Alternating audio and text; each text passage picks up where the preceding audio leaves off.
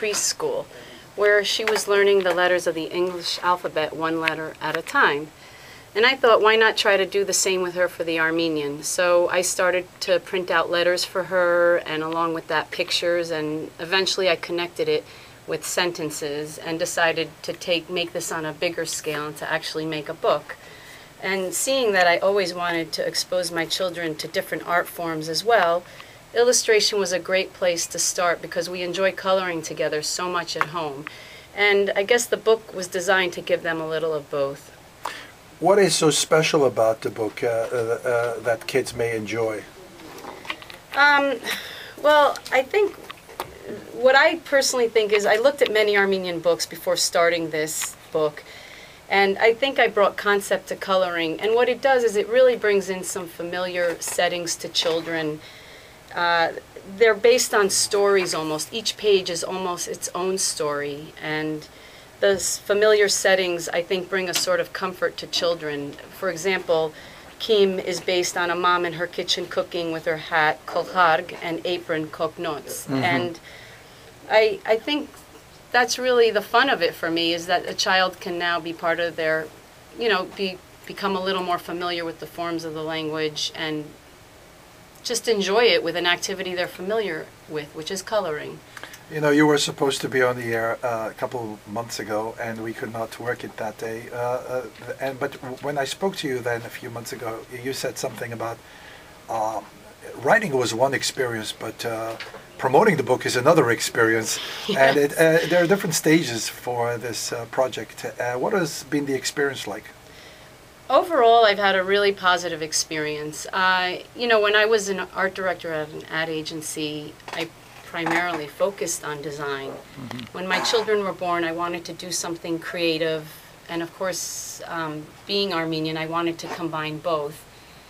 And I think in the end, the experience has just been beautiful in that I'm not only proud of it myself, but other people have come to me with positive feedback, and also really the involvement of so many others and the willingness of those who have helped me along the way has been beautiful, just whether it was proofreading or production or getting the word out. But I've been very fortunate with those around me supporting me and helping me.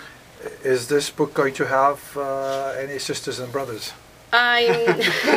I don't know. That one's a little tough. This was a labor of love, and I love it, and I'm very proud of it. And what I am trying to do is try to create products that are a little more up to date, a little more graphic, and hopefully, like right now, I'm working on a poster. I hope to do possibly other things like placemats and children's products that will be available that will tie into a little bit more of an updated art form, if you will. A little more graphic. It's interesting the way the internet helps us promote similar projects, and I hope you are. I'm sure you are using the internet and reaching out to so many people. Where can people find this book? Right now you can find it at the Prelacy Bookstore, at Hovnanian Armenian School Bookstore, at St. Leon's Bookstore and Holy Martyrs, and online you can find it at armenianvendor.com and abrilbooks.com.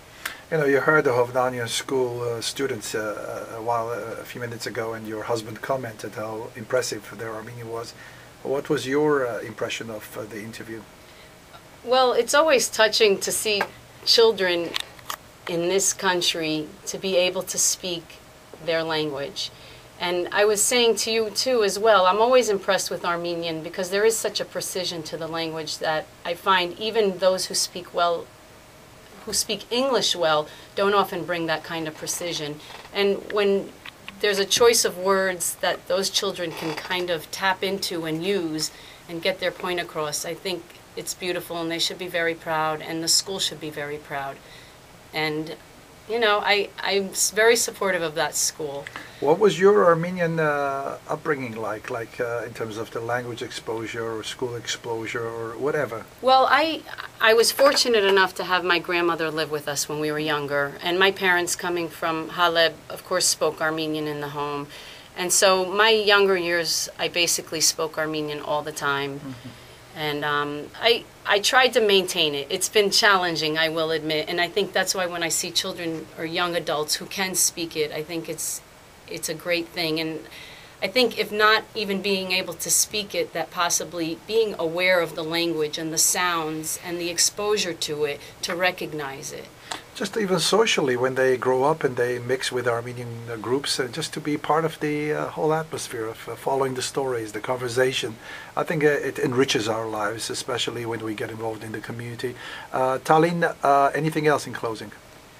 No, I'm just thankful for being on here, and I look forward to bringing out a lot more products for everybody and hope to keep the Armenian awareness out there. And Talin, we wish you all the best in all your undertakings and success. It's not an easy job, as you said, in promoting the book, but I'm sure people, mothers, who want to help their kids get exposed to the Armenian alphabet, the Armenian drawings, and work together, will find this book very unique. Again, what was the name of the book, or the cover say? Well, it's an Armenian coloring book for children. Hai manugneru kunavorelu dedrag. Excellent. So, Hai manugneru kunavorelu dedrag. Talin Najarian is the author, the publisher, and the artistic director and everything. So, again, good luck to you and all the best. Thank you so much, Vartan.